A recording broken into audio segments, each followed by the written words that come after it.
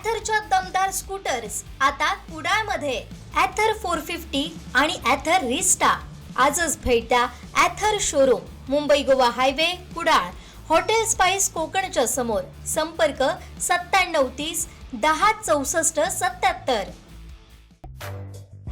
गोपीचंद पडळकर, संग्राम जगतापांवर कारवाईची मागणी करुणा मुंडेंनी केली आहे. गोपीचंद पडळकर, संग्राम जगतापने शिवजयंतीच्या दिवशी दंगली घडवायच्या होते का हे प्रश्न निर्माण झालेला आहे.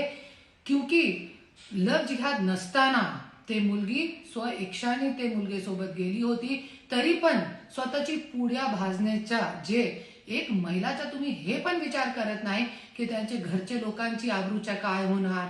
ती महिलाची आबरूच्या न विचार करता तुम्ही एक महिलाची आबरू रोडवरती आणताय आणि स्वतःची राजकीय पोऱ्या भाजून तुम्ही दंगली घडण्याचा प्रयत्न करताय. शिवजयंतीच्या दिवशी तुम्हाला लाज वाटली पाहिजे. आणि खरंच जरी संग्राम जगताप भाऊ आणि गोपीचंद पडळकर भाऊ जरी खरंच तुम्हाला महिलांच्या बाबतीत कार्य करायचे आहे आणि महिलांच्या बाबतीत जरी तुम्हाला सहानुभूती आहे, तो संपदा मुंडेच्या मुद्द्याचा काय झाला? रणजित निंबाळकर वरती आजपर्यंत काय चौकशी नाही झाली.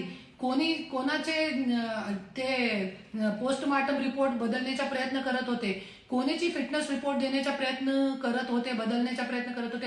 हे सगळी गोष्टीवरती अनंत गरजे ते आज कशाला त्यांच्यावरती कारवाई नाही होत आहे.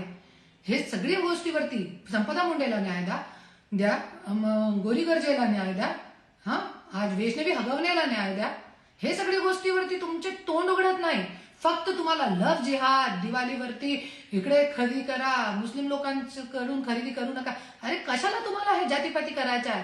थोडी लाज वाटू द्या.